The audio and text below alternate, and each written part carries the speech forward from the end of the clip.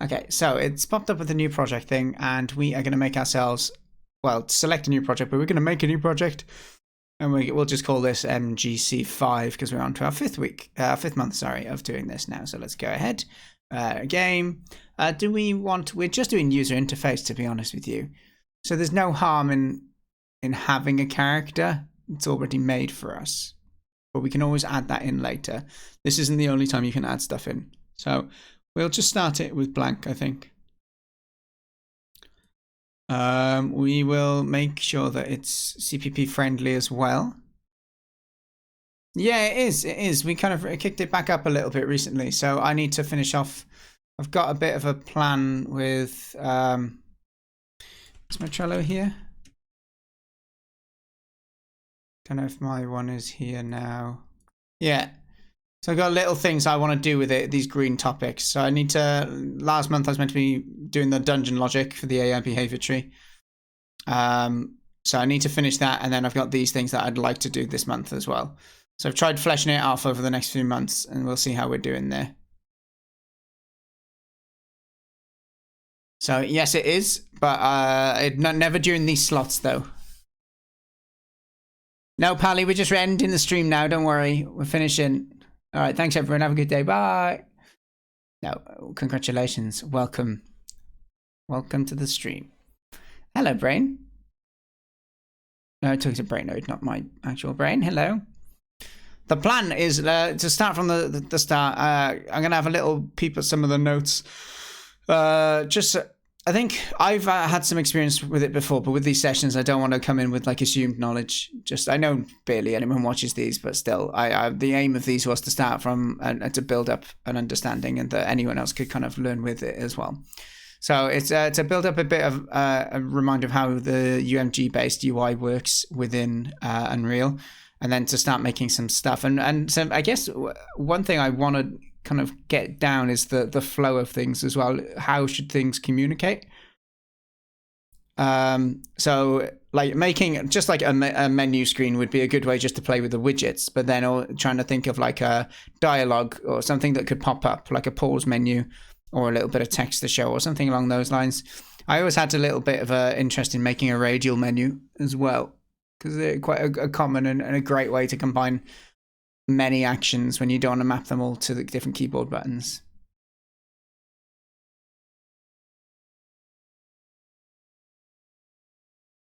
Pally, come back, please. I liked your picture yesterday, by the way, of the cat. Do you not enjoy coding without a visual assist? Right, no. Don't you think it's delightfully fun? Oh, okay. What do we need?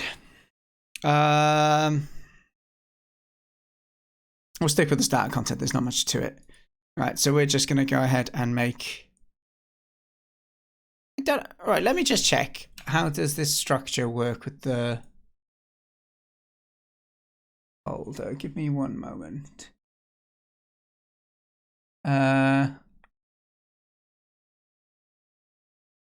So D repos.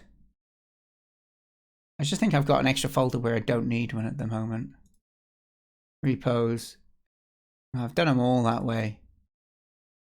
So you see how I've done it is like I make a folder for each one of them, but then inside I then end up having the name of the project.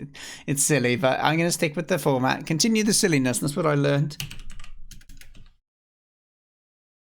Do you have any objectives, Brainoid, with what you'd like to learn about UI, or around the UI topic? We are doing UI this month, indeed. Fletcher, nice to see you, by the way. So we're just going to call this one GC5 just by default, because I don't know what we're doing exactly yet. We're basically going to go through the steps that's needed, the very minimum. Because oh crikey, have I done notes on this before? I feel like I have, but I don't know. I don't know if I have.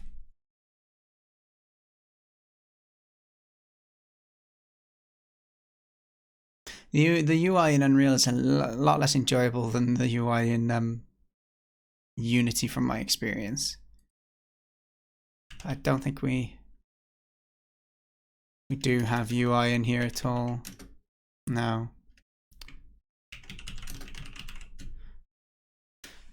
9 slicing. Okay, so for making, so let's maybe focus on making a title screen for a game, shall we? We can even, I know Brainoid, you like using the games I play as inspiration. We can look at the Fall Guys menu and recreate that, for example, because I noticed the other day that has a very simple user interface. For just as an example, with very little different menus and stuff. So that we don't have to do that, but just as an idea, if we use something and try and recreate it, that might give us a bit more direction. But I'm happy to take another title screen.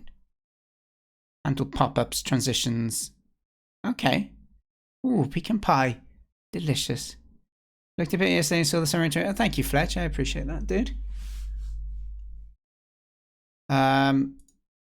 Right, so we have our project. We're going to avoid this. We want to go ahead and do the normal stuff we do at the start of a project. So we're going to go and we're going to make a folder. I hate that it's levels and maps, how they use those names interchangeably. But let's just make a new folder. We're going to call this levels. I'm going to try and just use levels as a term and see if we end up needing to use maps. So let's make a new level. And this level is going to be our, let's just call this a title screen level. If we did it via a title screen. Okay, so let's do it that way, and then we need to go. This is where the flaw of only trying to say level break starts to break a bit. We go into project settings. It's not levels and modes. It's maps and modes. Damn you! Don't worry about it though, because we're gonna go to our title screen level here. Okay. So that will be done now every time we launch. That's one thing we want to get sorted. Great. Go to this level. Oh, do you know what? We don't have to actually, to be honest. We don't need a camera. If it's pure UI, stuff it, we can just stick with that. But like, I should have done is probably made a level this way. Because then you can get the basics. Let's just do this. I think I can just copy these in. And just paste them. Where's my floor? There we go. There, so I don't have to change the bloody settings again. Easy. Brainoid. I love you, Brainoid. You're a good man.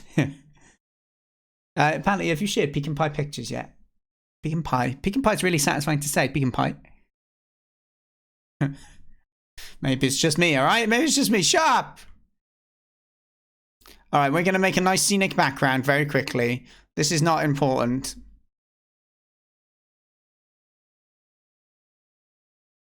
So this is going to be our circle thing. Ooh, magical.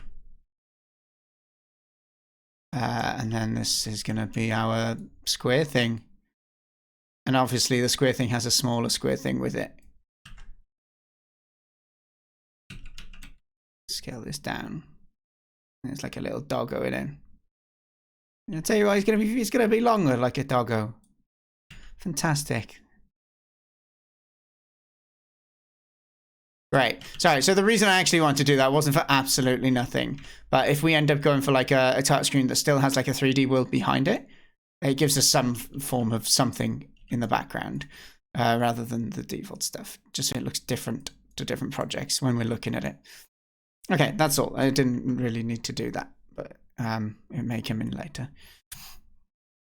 Okay, so now we need to remember the steps involved in making a UI. So I'm just going to build in hope that that light building message goes away because it makes me sad. And then we're going to have a little look in here. Authoring tool, we use the UI elements. Oh, the HUD, that's one of the things we need to focus on. Yeah, I remember this. And you set that in the game mode, if I remember. So we're probably going to, first thing, let's make our own game mode.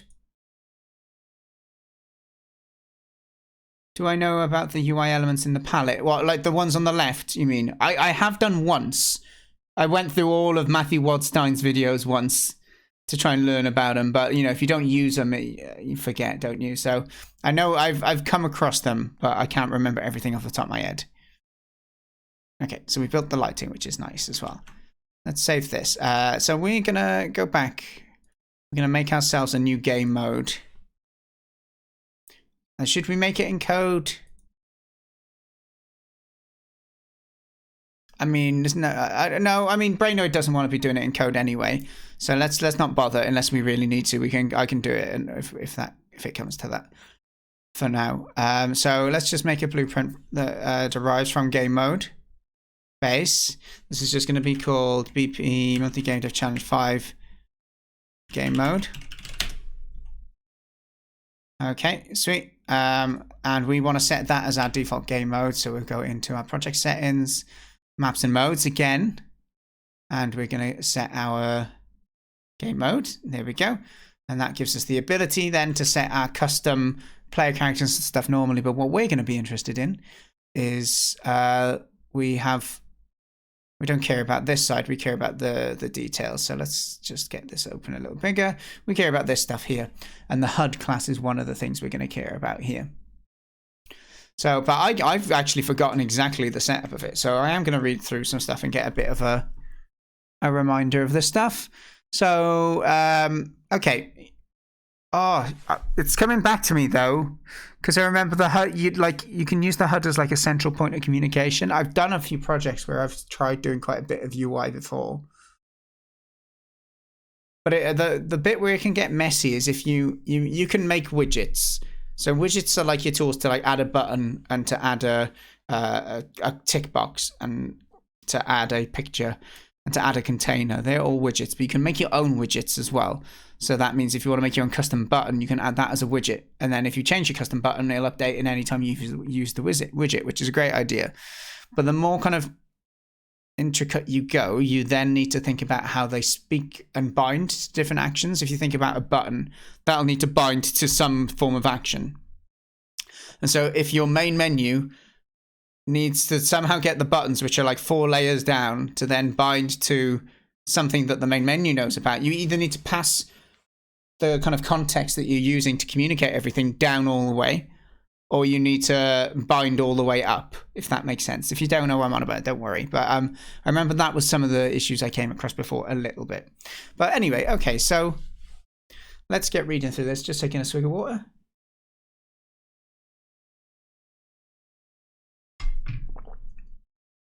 Okay. Create UI elements such as in-game HUDs, menus, or other interface-related graphics you wish to present to your user. At the core of UMG are widgets, which are a series of pre-made functions that can be used to construct your interface. Buttons, checkbox, sliders, progress bars, etc. These widgets are used in a specialized widget blueprint, which uses 2 tabs for construction, the designer and the visual layout. Yeah, we'll see that shortly. So we can make a widget. Well, why not? Let's just make a test widget quickly. So let's just make a new folder. This will be widgets, possibly. And if I go into here and I want to make a new, isn't it UI widget blueprint? So let's just, I think the general premises, we call these WBPs, widget blueprints, just to differentiate. You know how Unreal is with naming conventions. And we're just, for now, we're just going to call this test widget. I'm just doing this purely so we can open it up and you can see what it's on about. Look, we have a design and a graph. So this is kind of similar to what you have seen in the blackboards we were using last month, right? Where we had the blackboard and the graph and or the tree, right? So it's just one of those double tab things, but there's only one asset we use for it. So the graph is where you can do logic. So it's not an actor. So you don't have these sort of things. It's actually, if you look at, I don't know if this is going to open up for me now, but it's a user widget file. I think it's just a U object, if I remember correctly. User widget. Yeah, it's a U object.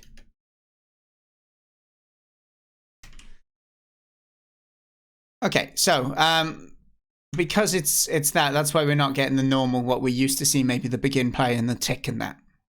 But you can still tick within widget. And you can still do some stuff within these pre-constructs as well, which I think is something you can do beforehand. I'm not 100% on that though. But anyway, that stuff doesn't matter for now. The most of what we're going to be doing is going to be in this kind of view. And we'll have a look through in a moment. But this is where you can create. You can either create a widget in this way and then how to phrase this and how to remember this correctly. You're going to have one main screen that has a bunch of widgets on it, and then you can you can make your main screen in this sort of view and add a bunch of different widgets onto it. So I might want a button over here, and I might want an image over here, and chuck something in there, for example, right?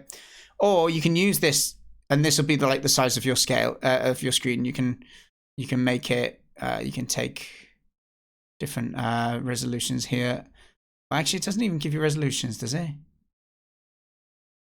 It's a little bit odd, actually. Why does it give me actual sizes of monitors?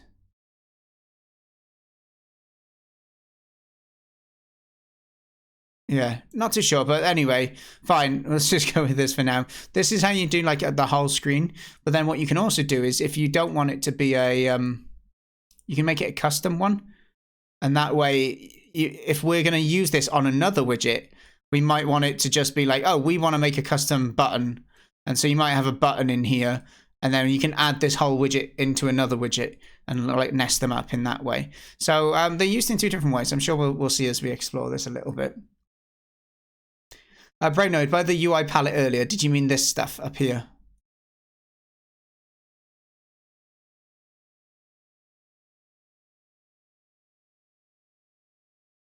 Okay, let's go back to the documentation for a moment. Thanks for the follow, by the way. Word. Okay, sweet. So the documentation that we started looking at was over here. So this is what I was saying about the designer tab allows for the visual layout and the basic functions, while the graph provides the functionality behind the widgets that are used. So if we wanted, I guess you could do some logic. If we used a widget in here, where is it? If we add this button here, we can probably get a reference to it. I'm guessing here. You can probably get a reference to it here. And then you can... Oh, there you go. You have events down here. So you can say, okay, on this button, when it's clicked, we want to do this. Great. Let's print hello. I can't be bothered to change that right now. Okay, sweet. So if we had that, the problem is at the moment, we haven't told it to be on screen. So we need to have a look at that sort of logic. But that's okay. That's not a problem. Do you have a player start? So I think we do. Let's move this back a bit so we don't start in the middle of that each time. Let's just tilt it a little bit forward as well. Does that start me in a nicer bit? Yeah, that's fine by me. I don't care. Oh, hello there, Grateful Clown. I called you Clown accidentally. That's not a nice welcome, is it? Grateful Crown, how are you doing? Good day to you. Thank you for the raid. Welcome along. What have you been up to on stream today? Okay, so let's go ahead and remind ourselves how this pieces together then. So we have a quick start. There's quite a lot in here. I just want to make sure. So Unreal documentation sometimes has a habit of like having it like an old version and a newer version somewhere. So, but it seems like it's in the right place. But I'm just gonna, before I start looking at it though, we're gonna just have a check though. Make sure that it doesn't come up anywhere else. Yeah, gameplay framework, UI and HUD. This is programming, tutorials, UMG. You see what I mean? 3 different areas. Although, to be honest, this person's tutorials, or this company, Ray Wenderlich, they're normally pretty good, if I'm honest with you. So I am tempted to maybe look at that as well. Creating and displaying. Okay, so this is in Engine, UMG, how to. Any of these? Engine, UMG? Engine, UMG. Yeah, okay, sweet. So we don't need to go into that one. Let's have a look how these different ones look. All right. Don't worry, it happens a lot. What? Really? Apologies for joining the majority. You were playing Ark. I've never played Ark. Ark is it like a survival one with dinosaurs, isn't it?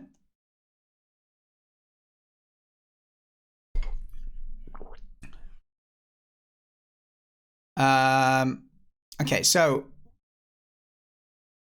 I have a little bit in here that gives a bit. This canvas and slate is pretty old. I don't know if we actually use slate. Well, like slate is still used under the hood, but I wonder if this is going to be a bit old. We should look maybe at the dates. 4.9 as well.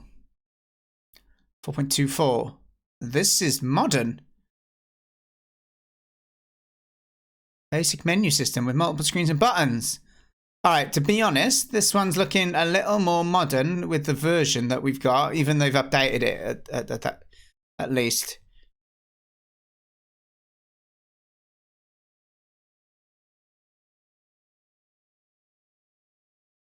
Oh, and it's done via code as well. I think. Oh my gosh, it is. I was in the programming section, that's why. All right.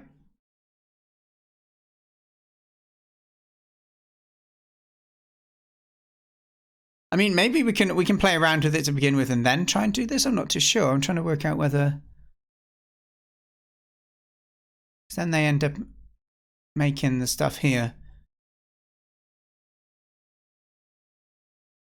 What does it look like, the kind of stuff they end up doing? See if I actually like it.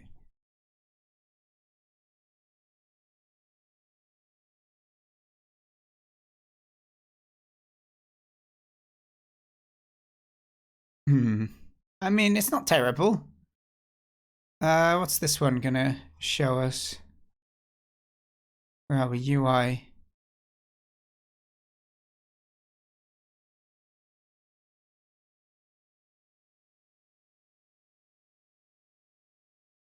Yeah, I mean, this stuff is normally pretty good. It's free. Like, I don't think there's a problem with us using it on stream either, which is nice. Hi, I play poker badly. It's nice to see you.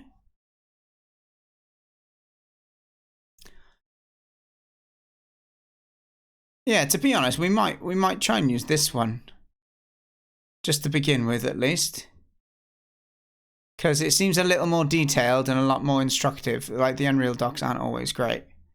And I've gone through some of this guy's tutorial, or this website's tutorials before, and they've been pretty nice. So yeah, it goes about a little bit about binding as well. We get some time displaying up here, some points displaying when we get stuff. That sounds okay. Although, do we have to download some project materials? He often does that, and I kind of don't like doing that. Start a project and unzip it. Yeah, I don't like doing that. Hello, Admiral. Bindings are called. Yeah, they're the data bindings, right? The like whenever you change a variable, it'll change the UI thing as well, rather than like binding the button to a function or something. No, that's good to know. Like when I've used them before, I remember I used them when I was first learning about it. But then after that, I found like you don't actually need to do it. You can just, when this value changes, you just say this button change your value. So I think I ended up going down that route eventually, but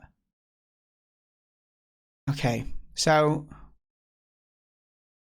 I don't want to base my month's work around like some guy's example project to begin with, right? So I just want to kind of remind myself of the main building blocks of this. In which case, as much as I said this would be useful, I'm toying between which one of these to have a nose at. We might just end up sticking with what I started with, but we've got a bunch of different options for us now, right?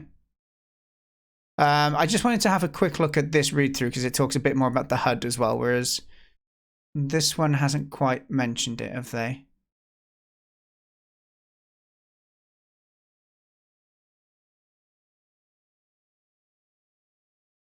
No, not yet. Okay, let's just have a little look through here. UIs and HUDs are the way for providing information to players, allowing them to interact with the game sometimes. Uses the canvas class at a low level.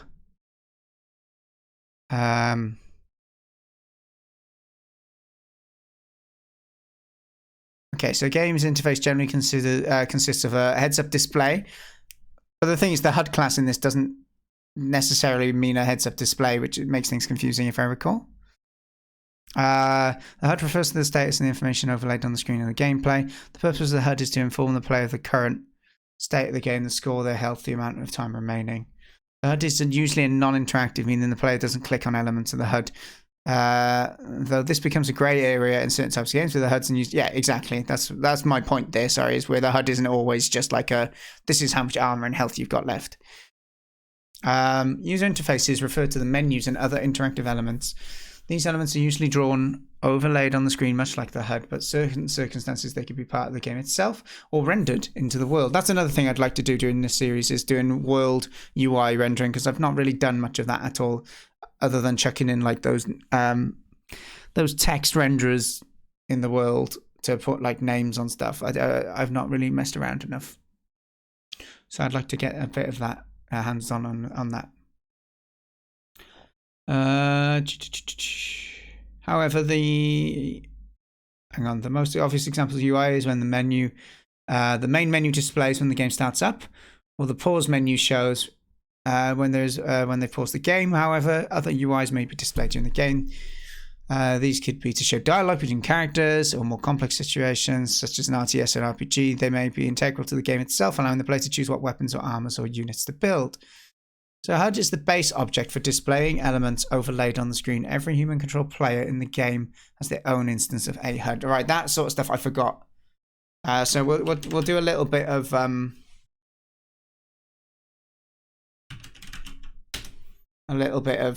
notes as I go along here, just so I remember some stuff.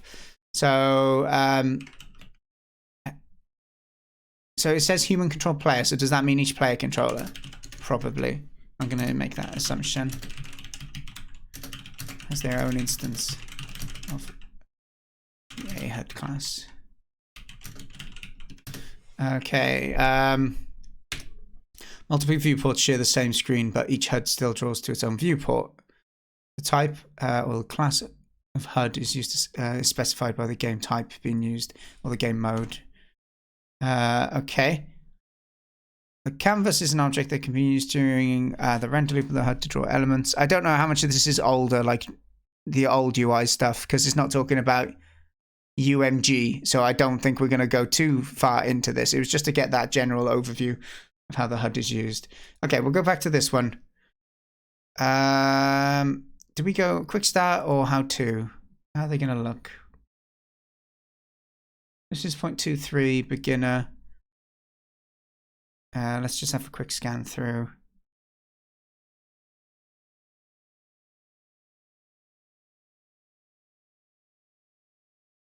Yeah, okay. It seems reasonable so far. Lots of stuff in there as well. I've done a lot of this before. It's been a while, so hopefully we'll go through it quite quick. We won't get too many snags.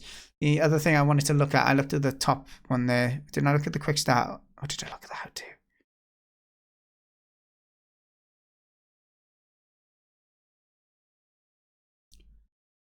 Oh, okay. This is interesting. They have quite a few different ones in here.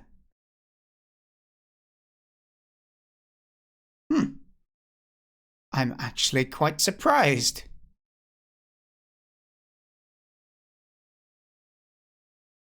Have they got good documentation on that topic? Who is this? To create a simple, create a script and main menu. Create and script, sorry, main menu for your game. Okay, well, so we'll go through the quick start first, but it's great. It seems like there's quite a lot of resources here, which I'm pleased to see. All right, let's start through this so we can actually get started rather than ironing about what to do.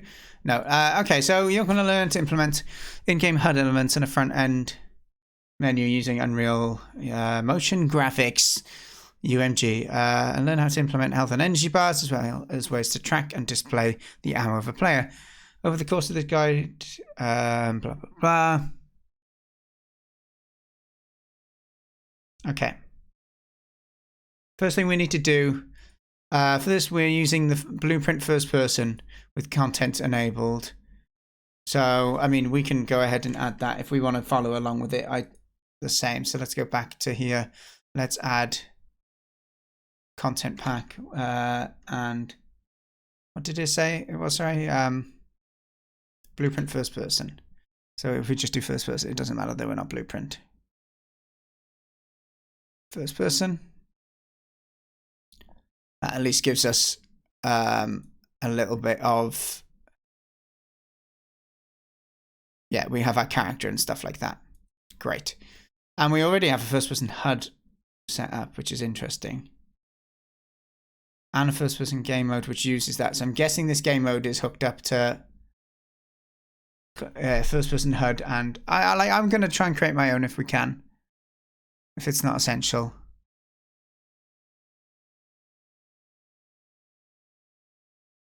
Okay. Let's continue. So first off, we so go to make user interface, and we're going to call this HUD, which is even more confusing. So we're making a blueprint widget called HUD. Good. Easy.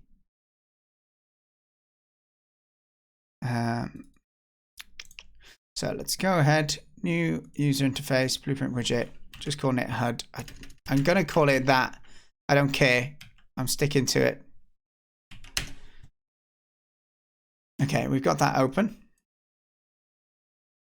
Next thing it says for us to do, I might get this on the other screen because, like, to be honest, there's a lot of scrolling and you can just see what I'm doing. So all user interface elements like HUD, menus, etc. be created and housed inside a widget blueprint. And the widget blueprint allows you to visually lay out your UI elements as well as provides scripted functionality for those elements. We're creating this now so that we can tell it to be displayed when our player character spawns in the world. However, we'll set it later. Okay. Create two more widgets, one called main menu and one called pause menu. All right. Let's go along with that then. Can we just duplicate these?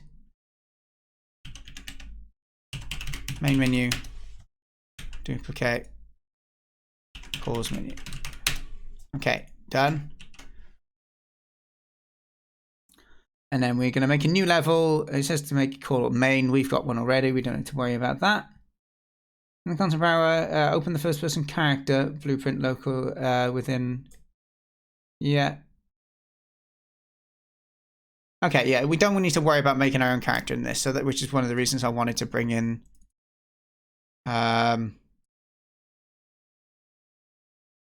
this FPS kind of package thing.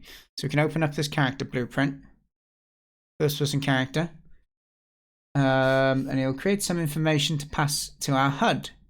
That's what it's saying at the moment. So in the My Blueprint window, we're going to add a variable in here, and we're going to call it health. So there's different ways you can do health. It doesn't matter how we're doing this for now. So let's go ahead and do that. We want this to be float. Oh, Dan, please click float. Third time lucky. And we're just going to call it health. And I'd imagine we might need to expose that out. And we can set a default by compiling it, and we'll set that to be 1. Okay, and we're also going to do energy in the same way. I don't know, can you do a... You can do that. Oh, that's excellent.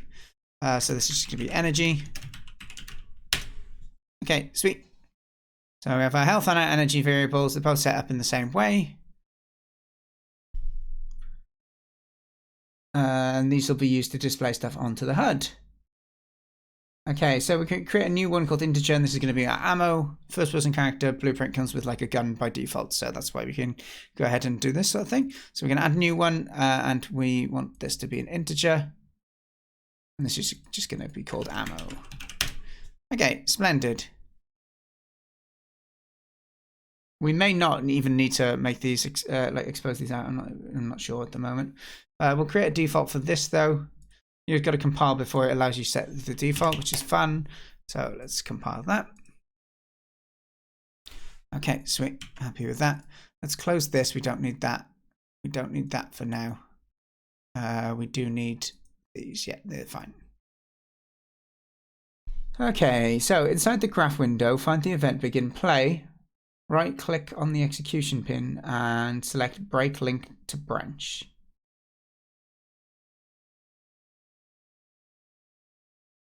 Oh, does he just mean, sorry, they just mean to go to begin play within here. Where are you? Uh-oh. Hold on. This must be in here, yeah. Was the begin play not already? It's not already done. Maybe it's an old way that they did it? I don't know.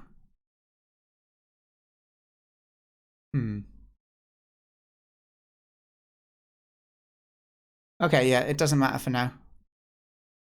It hasn't said gone to the controller or anything, is it? No. And all of this, I just want to make sure we're right. We are in the first person character. Yeah, okay, stuff it. That's fine then. We're doing it as it says to do.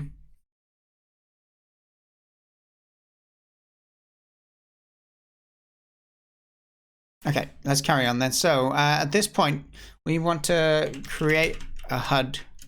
Uh-oh. Now this doesn't work either, which is fun. It's making me think.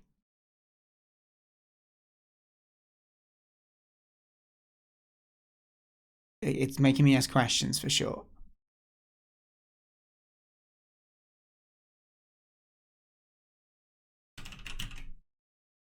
Is it the context base?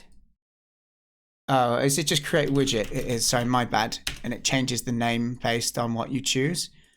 There you go. That was my bad there. Sorry about that. Okay, so we say what we want to be creating. That's fine. So the return value of it, we're going to promote this to a variable so that we have access to it later. So I'm just going to go ahead and call this our HUD reference or cached HUD.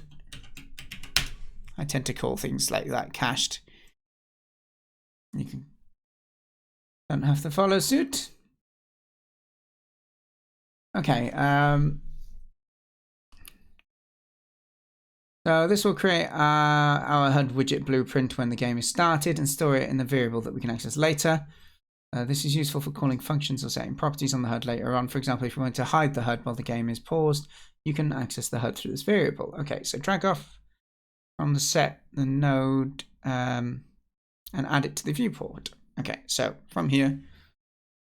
So viewport, that's another thing. All right, let's add a few little notes as we go. So we create widgets node to create a widget blueprint, and then we need to add it to the viewport. Add created widgets to the viewport.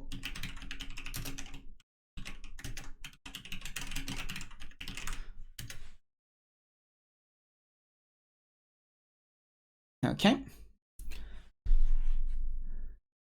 And the viewport is per player character, I'm assuming, or controller, like it mentioned earlier, about how in multiplayer, even though it's one screen, you would get a viewport per player.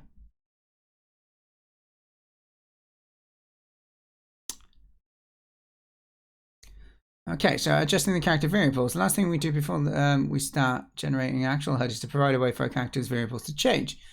In the blueprint, while holding Alt, drag the energy variable and place it next to the jump script.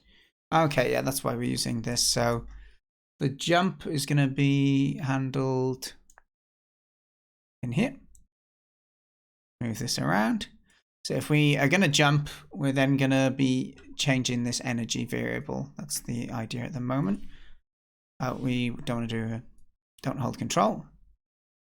We do Alt, that gives us a setter. And then we want to, we'll probably make a variable for how much we lose, but we might just end up doing a, we might get energy and reduce it by what it was. Let's see how they go ahead and do this. Yeah, they just minus it by, okay, so our energy was 1, so I think we're using decimals like between 0 and 1 in this example to represent the bar. So if we keep that in mind, we essentially are just going to get our existing energy and subtract a little bit off. So float minus float. And this, I mean, you could realize they're not doing this, but I'm going to just because jump energy cost, just because I think it's nicer to do that. Okay, we need to compile to give it a default. We're going to say we can jump 4 times before running out of energy. Okay. Sweet. Okay. Same script for health. Use an F key event. So we're just going to be testing, and we're going to take away health when we press the F key. So if we do key event, is it? Whatever these are up here. We're going to just use the F key. So, and then we're going to do a very similar thing. Let's hold Alt and drag out the health, and I'll add Control and drag out the health. And then we just need to subtract that off. And we'll just make this go down 0.1 each time. So 10%. Okay. Not promoting that because that is literally a test value, whereas the jumping was something we're actually doing. Okay, so I can compile and save that. And then our ammo, we need to look at where we're spawning our projectile when we're shooting. So, spawn projectile script we need to find.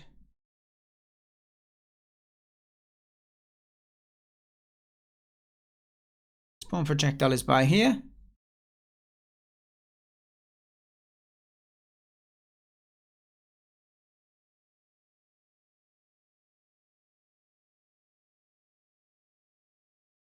And following the input action fire, this by here, we're going to go ahead and just add in a tiny thing to control ammo. So if we move this back, we're going to drag this off to be a branch.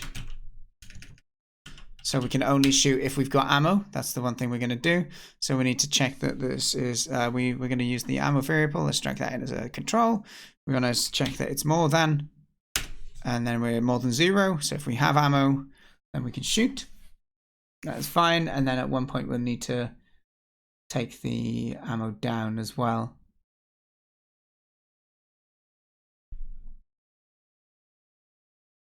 The submit is following the play sound at location. It says, where is the play sound at location? I can't see the play sound at location here. Ah, here. Let's move these. No. Just move these 2 across. And then in here we want to use the Alt key. So it's a setter for the ammo. I think there's a minus node actually, isn't there? But we can still do it this way. Let's just make this equal to whatever ammo was. Drag that in with control, and then we want to subtract 1 integer, take away integer. That's fine by us. Okay, sweet. So let's just rearrange these for a moment.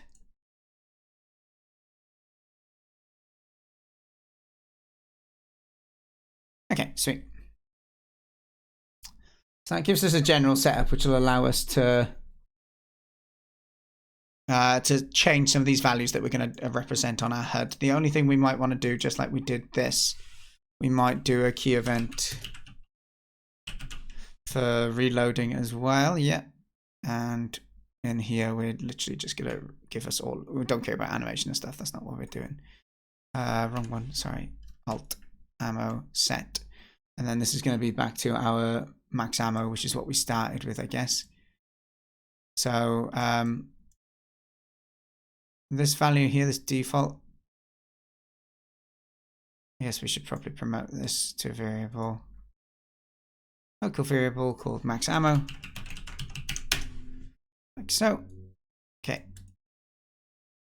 So you should be able to reload then, and this needs to be set. Let's compile this so we can set it. There you go, to 25. Splendid. Okay, sweet. So that, so far, this is not like UI related. This is just going to give us data that we can then use on a UI. So it isn't a useful bit of setup to do. Okay. So now we need to actually look at the UI side of things. So we're going to open our HUD widget blueprint and access the blueprint editor. So this is mine here. The blueprint editor is going to be this view here with the designer. Inside the widget blueprint editor, we can provide the visual layout and scripted functionality of our HUD. So inside the palette, we're going to add in a horizontal box to the canvas. So the canvas panel is what we have by default. So let's look for horizontal box. Oh, they're in the different categories. Horizontal boxes here, so we drag that onto that. So panel widgets are sort of like containers for other widgets and provide other functionality. Okay. Under panel, drag two vertical boxes and a horizontal box. So is this in the within the original horizontal, is it? Yeah, drag it onto the horizontal. Okay, sweet. So we're going to go for the vertical boxes here, and we're going to add two of those in there. I'll just Control W to duplicate that out. That is great. Okay. And then under common, we're going to add two text widgets into the first vertical box and two progress bars onto the second virtual. Okay. Vertical box. So we, in the common section here, first off was text. I think he said to add two, or she, I don't know who wrote this. I shouldn't assume. And then was it progress bar they said? Yeah, progress bars. Let's whack those in there. Okay. You see how this is building up. We could have done it with horizontal boxes, I guess, to have the text and the widget next to each other, but I guess you probably want them to be the same width, and this is a nice way to achieve that using the vertical boxes here. So yeah, that's fine.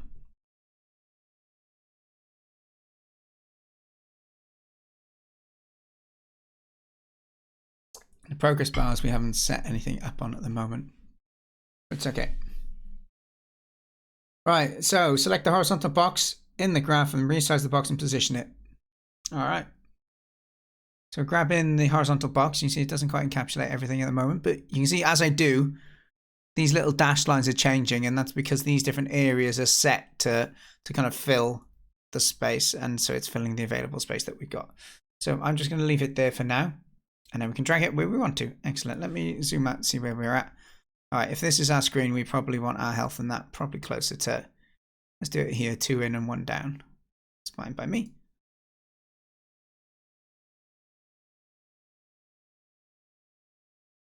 Okay. Both focus bars appear to be very small, but we'll fix that in a sec. So we want to set both of them to fill. So if we click on both of these, we can edit them at the same time, I think. Go to layout and we go fill instead. You can see that this is now filling this area, but we're also going to have to make it the vertical box fill across. It's filling the horizontal space at the moment, but not the, sorry, the vertical space, but not the horizontal. So if we click on the container itself and we make this fill as well, there we go. That gives us that it filling in both directions now.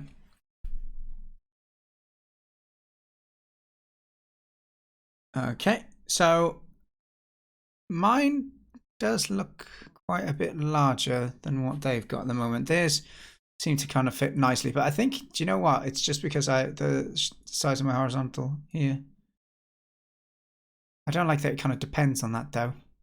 I think these should be filling as well.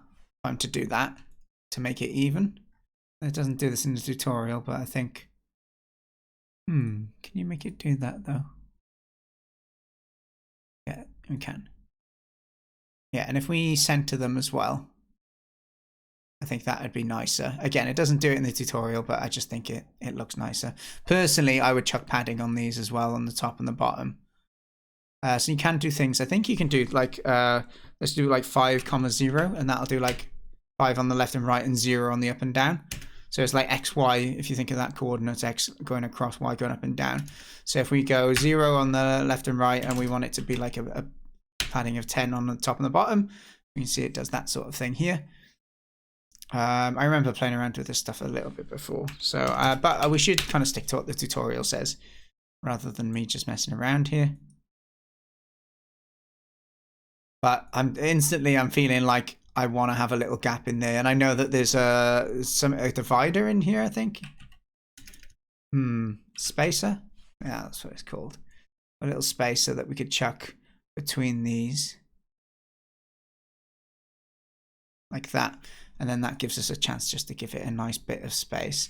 So on the X, we can say there's always a 10 gap there. Lovely. It's a little bit cleaner. I'm going to be working on this. I don't want to think it looks disgusting from the outset. I personally feel like the colors are making me sad as well. Oh,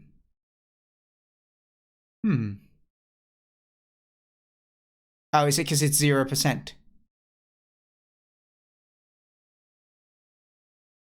It is. Okay, so if we set both of these up, I think that would help me. Actually, no, we won't set them up. I prefer to have them so you can actually see what it looks like as a contrast when playing with these sort of bars. So if this is going to be our health, I'm going to want it probably a nice green. And then energy, it depends on what game you play, what energy is kind of represented as, but yellow, I played it enough Warcraft yellow means energy to me. Okay, and we're probably going to change these. Again, I've stopped looking at the tutorial at the moment, but we're just going to just make it look like I want it to look at the moment. Now, it's a bit annoying that it does, like, based on the length of this, it will, like, move around. It's not annoying. I guess it makes sense, right? But you can set, like, a minimum width to maybe the container, I think you can. But I can't remember exactly how to do it. I think you can put it in a sizer, and that gives you a specific size that you want to use for it. But I will probably go back to the tutorial now, but I just, yeah, I'm happy with that for now. Okay, so it's told us to fill, and then, oh, it did go in and do what we did as well. They put in a little colon. Does that look better? Does it look better? I don't know if it does. I don't particularly like the font, but I'm not going to get hung up on stuff like that. Okay, do for the same for the other text. So it looks like these. Yeah, we've done that. That's fine. So by default, text widgets use a font that ships with Unreal Engine. This gives you something to work with out of the box. You can get started quickly. However, this built-in font has some limitations. It only supports a small set of languages. For most projects, especially those that require UI with non-English text, you want to import your own custom font assets to set up your widgets and use fonts. For details, see the documentation on fonts. That would be something useful to look into. I'm going to just make a little note on that because we do want to do that. It's very useful to bring in, like, especially in like a game jam, to avoid. One thing you'll always see in game jams is people use the default Unity font for all their UIs. There's nothing wrong with it, but it instantly gives you that slight feeling of default UI. It's like when you see that blue color in the default like background color of Unity as well. So import our own fonts. It's something for us to come back to, I think.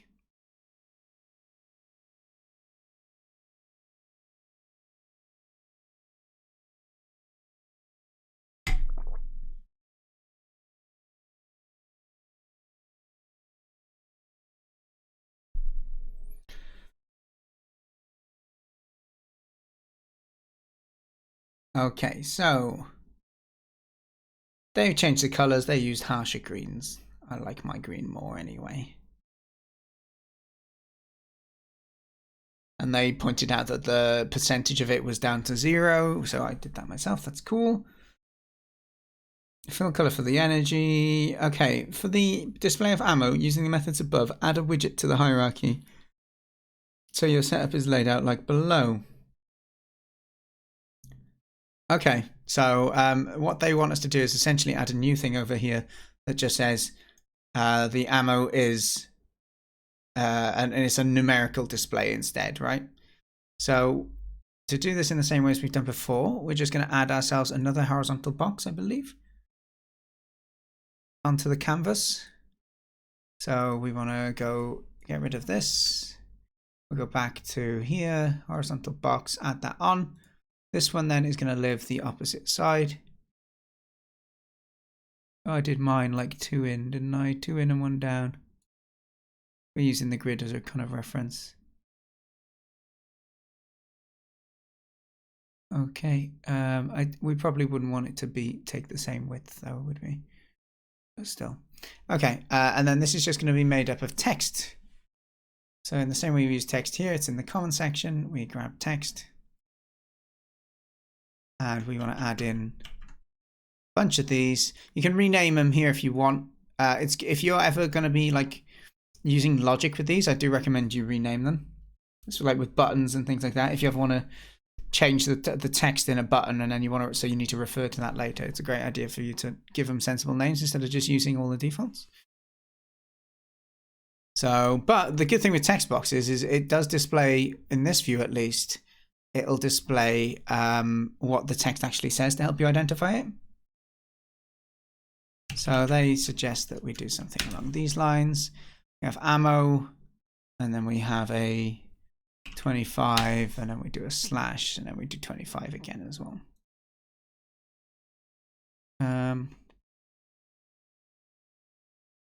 Oh, what have I, hold on. I've written it in the wrong section, apologies. Where did I write it? Is that a variable name? It is.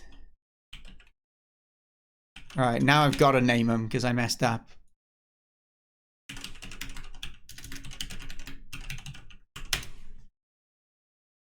Yeah. Oh, the text blocks as well, not text boxes. Ah, well, I've started, so I'll finish.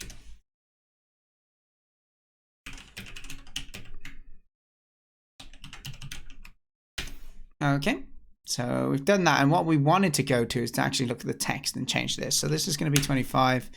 This one is going to be 25 as well. This one's going to be a slash for us. And then the first one is going to just say ammo. Okay, so we got something that looks a little bit like this. So you can see it doesn't fill out completely. So you might want to select all of these and say we want them to fill. We just choose fill from here, or do you need to do it individually? A little bit annoying, isn't it? Because they all have the same. What? Hang on. Why would it do that? Is it because they're all filling with equal percent? Is auto what we want then? On each of these? It's so annoying that it doesn't let you just choose. No, it's... Yeah. Okay, sorry. This isn't vastly important. It's just, for me, things like this bother me, and it's important to realize like how it's working with these buttons up here. So auto it'll use whatever space it needs, and then fill, it will fill up as much of the space you need. But when you choose fill, you provide it a value as well. And this value then means between everything else that's filling, it will use the same amount. So if we justify this in the middle, it'll probably look a little bit more central, but we're still with a little bit of it doesn't look great in my view. I don't know whether I'd want to line it up like that. It looks fine enough for me anyway. But yeah, we'll continue with this in a sec. I just need to take a quick 2-minute break, and we'll be back in just a sec.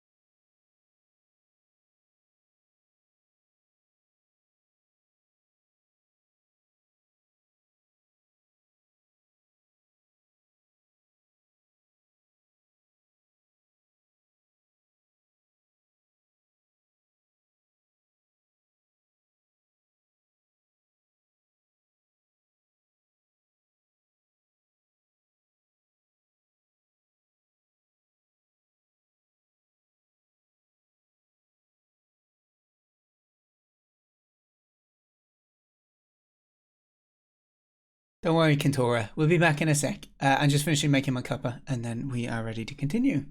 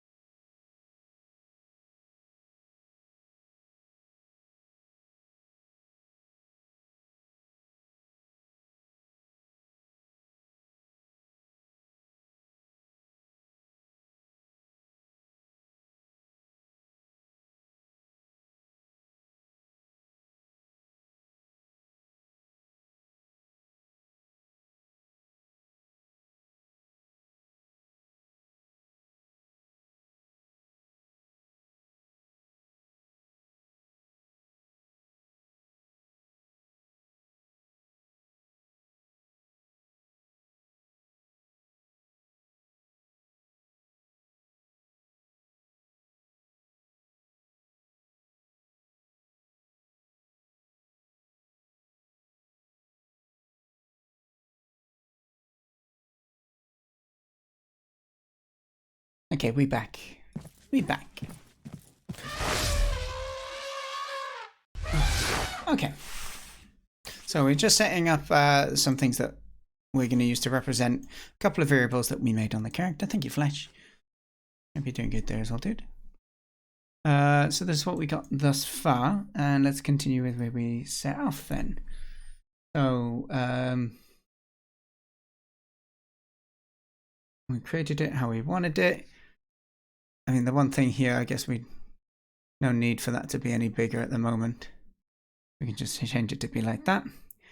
Okay, so with this horizontal box selected, we're going to be anchoring this to the top right of the screen.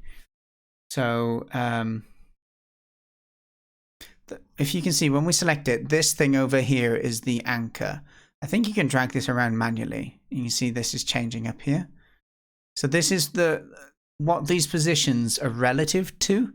So we're 281 across and minus 260 in the up and down axis, which is above, right? Because it goes from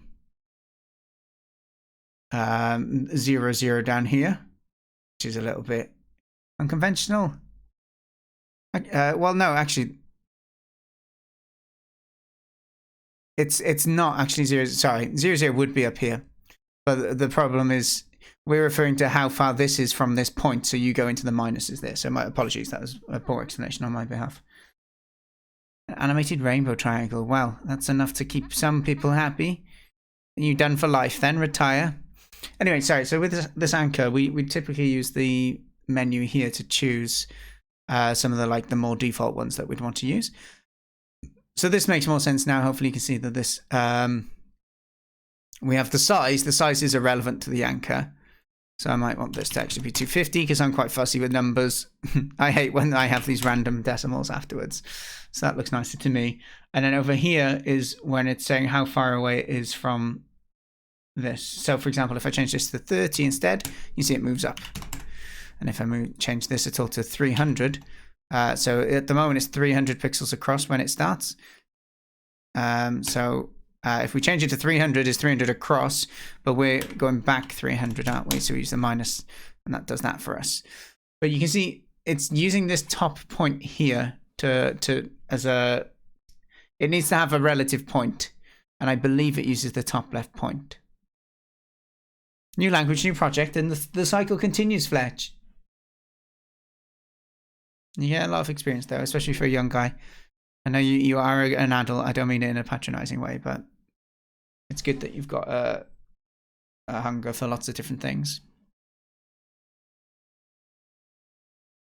Okay, so we've gone ahead and done that.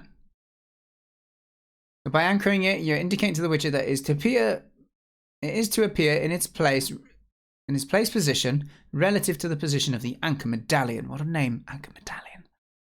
Regardless of screen size. In other words, when the screen size changes, move the widget the same distance away from the anchor medallion position. Yeah, that makes sense. So if you're playing on a bigger screen, it's not going to be relative to this side. I can't be bothered to change it now because I'll have to change it back afterwards. But essentially, if you imagine this was on a widescreen monitor, this would come across. But if we were anchored to the top left, this would stay in the same position. Because we're anchoring it on the top right, it will always move in context to that right top side instead. That's standard anchoring, but if you've not seen it before, that's generally how it works. Okay. Well, actually, it does say there's a preview size within the graph. Does it say you can test different screen sizes by changing the preview size option inside the graph? Is this the preview sizes? This must be. So now if we went to like a smaller screen, it moves with it.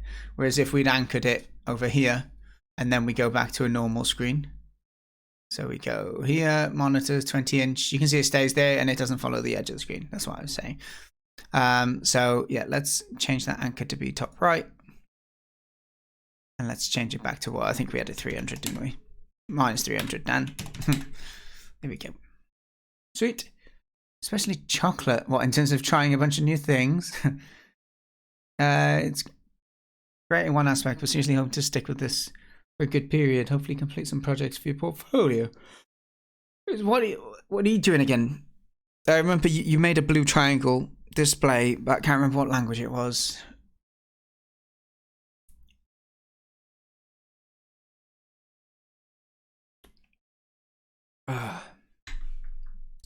Okay, so now we need to connect these. We've made the UI. This is what we want to display, and we can change either the text in here or the decimal value here. And we need to drive that logic based on the parameters that we set up in our first person character here. However, there's nothing yet that links them together, and that's what we need to do. I wonder if they're going to use data bindings. We will go ahead and do that if so, but as Admiral said earlier, do keep in mind they're not performant. There are other ways to do it. But I will just follow the tutorial through because we got all month to look at this stuff. So I'm going to start with following the basics, and then we can branch out to play around with stuff as time goes on. See an OpenGL. Okay, yeah. And let's just see on its own. See on its own. Don't see many people talking about coding in that these days. With game dev stuff, at least.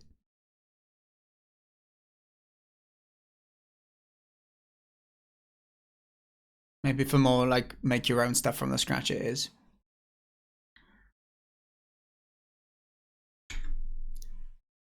Okay. Because you're kind of interested in being able to get into like engine jobs, right? So that's where is that the motivation in you trying to like make your own graphics here, or learning how to use OpenGL?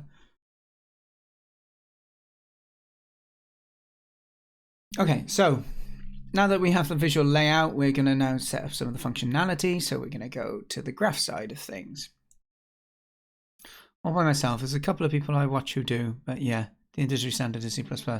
Yeah, and why did you decide to go for C then, Fletch? Like, I don't know the reason not to, so I'm not telling you it's wrong. I'm just curious. Hello, Wormius. Thank you for the raid, and what a wonderful Wormius emote we have there. Hello there, Uno Maestro as well. How you doing? What were you up to on stream today, Wormius? Okay, so what we're going to do, we're going to work with this event construct. So called after the underlying slate widget is constructed. Depending on how the slate object is used, this event may be called multiple times due to adding and removing from the hierarchy. If you need a true called once when created event, use on initialized. Okay, I'm glad I read that because that's quite useful. But we don't mind. We're not looking for super performance stuff at the moment. So on your abstract strategy game.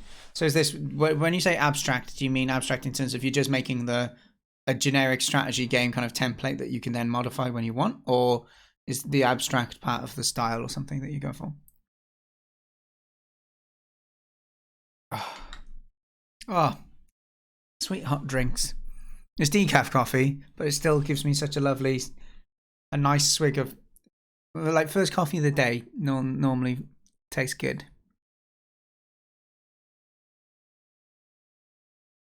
That right temperature where it's almost too hot to burn your mouth. Just feels good going down. Oh, okay. So kind of like board game strategy games sort of things, I guess, right? I've not heard of them called abstract strategy games before. Thank you for saying. Okay, cool. So, first off, we're going to get the player character here because we want to get hold. Hold on. Oh yeah, it's not an execution, is it? It's yeah. So this isn't a great way to get your player character if you're doing multiplayer games, remember, but we're not, so it's okay for now. And then we need to do the type of character that we got, which is a first-person character. So we want to cast it to this class, like so, and then we can drag this to the execution pin. Okay, now, if it succeeds, we are going to then, we're promoting that to a variable, yeah. So we're going to cache this.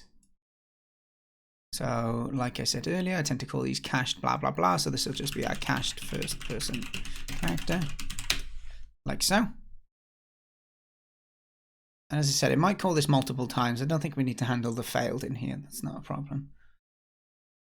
But the reason we're doing this is so that we can access this character without having to cast each time to get it.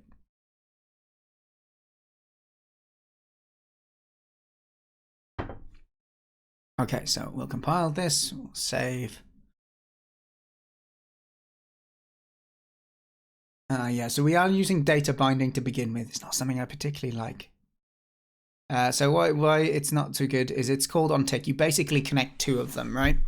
So you say, I want this variable on this player character to be attached to this value, this percentage value. And the problem with that is it doesn't just wait for events of, oh, that's changed, we should tell the UI on tick.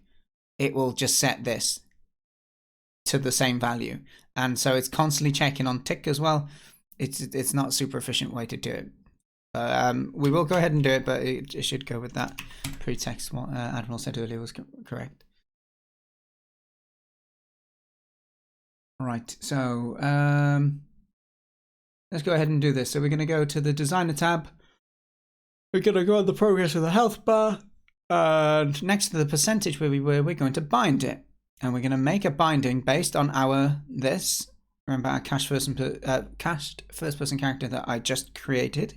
And wrote to a variable in our graph. And then from here, we can choose different things. I don't know if they all have to be exposed publicly. I don't know if all of these are, but health is what we're looking to bind it to. So we click on health and bring this across so then it looks like it doesn't look quite as crushed as it was. So this binds the value of the progress bar to our health variable inside our first-person character blueprint. Now, whenever our health value changes in our character blueprint, it will automatically be updated in our HUD as well. You may also notice that the progress bar does not change after binding it. This is because we've stated this to occur in the event construct, so when the HUD is constructed, which occurs when the game is started. Select the progress bar next to the energy, and we're going to do the same thing here. So we go to here, we're going to go into this, we're going to click energy. Great. Now, I guess, I don't know whether we're definitely doing it, but we're going to do the same thing here, I'd imagine, where we bind this to the ammo, to how many left. Yeah, they end up doing it for the ammo as well, that's okay. Now, like the way that we previously used sub-object properties to bind properties of the same type, we can also create our own custom bindings. Here we are going to bind a text property to an integer property from our first person character blueprint, giving us a display of our current ammo.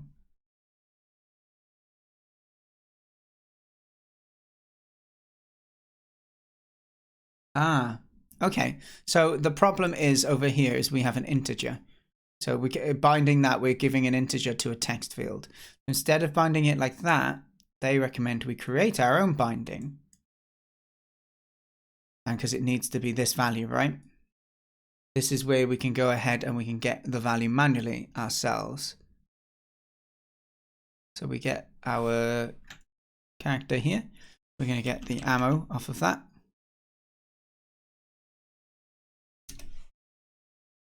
And then we can just do the casting or the conversion there. I believe that's what they go ahead and do. Yeah, it does. They go ahead and do that. Repeat this for the other 25 and we'll do that to max ammo as well, they say. Okay, sweet. If we are changing our max ammo, that makes sense. I don't know if we actually are going to. Whatever. Okay, so we are going to click on the max ammo 2. We're going to bind to our own custom one. And it's going to use the same logic. Let's go back into here.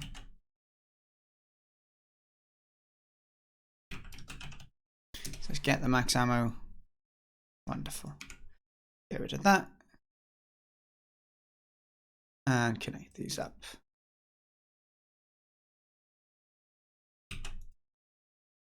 Okay.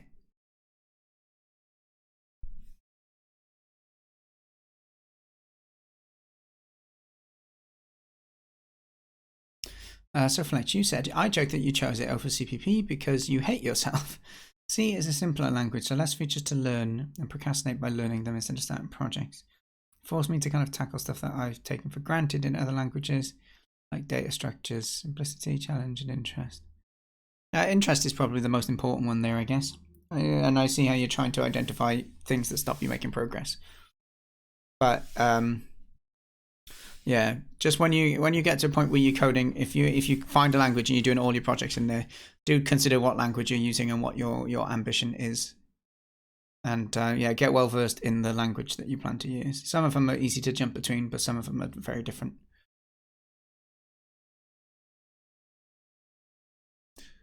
Not that you asked for advice. Okay.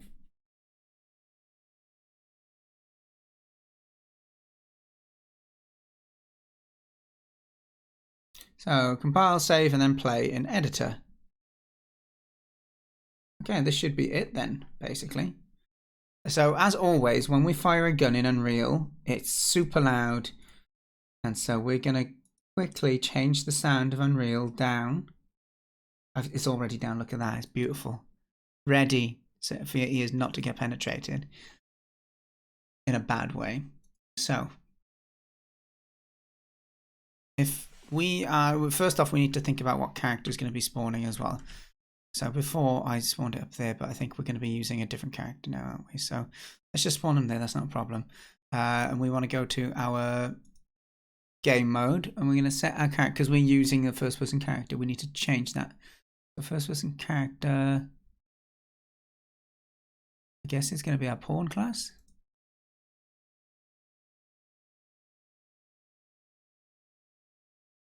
And our HUD class is going to be, no, our own HUD class. I don't think we, ooh, yeah, hold on. It all depends on what I created, right?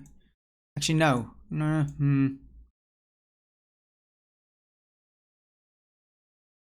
I don't know what goes in. They haven't really explained what goes into the HUD. This.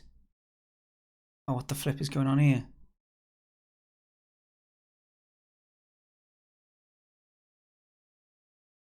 Oh, they're drawing a crosshair with that. Right. Okay, so you can use that HUD. They're not using the HUD for any other reason at the moment.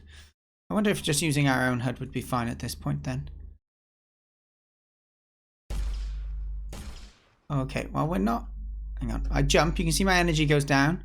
I can press F to test taking damage. That works. You can see how that updates. And when I shoot, you can see that the number is going down. I can press R to reload. Excellent. Sorry for the banging. I just want to make sure I should stop shooting when I run out of ammo. Huzzah. Magical. Okay, so we got the very basics of this sorted at least. There's quite a lot we haven't really touched on through doing that. 100%. And I appreciate the advice. I have a feeling that when it comes close to applying to jobs, I'll probably have to pick up CPP. It should be easy to go from C to... yeah, I don't know about C. I assume, but I don't know. I'd just say like changing between C# and C++. They're different. But changing between things like C# and Java, they're similar.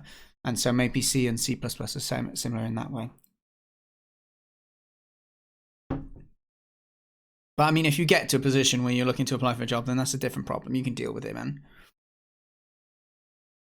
What's most important is you're just doing stuff. It doesn't matter on the bloody language. In the big picture, obviously it can have significance, but the most important thing is not that. Okay,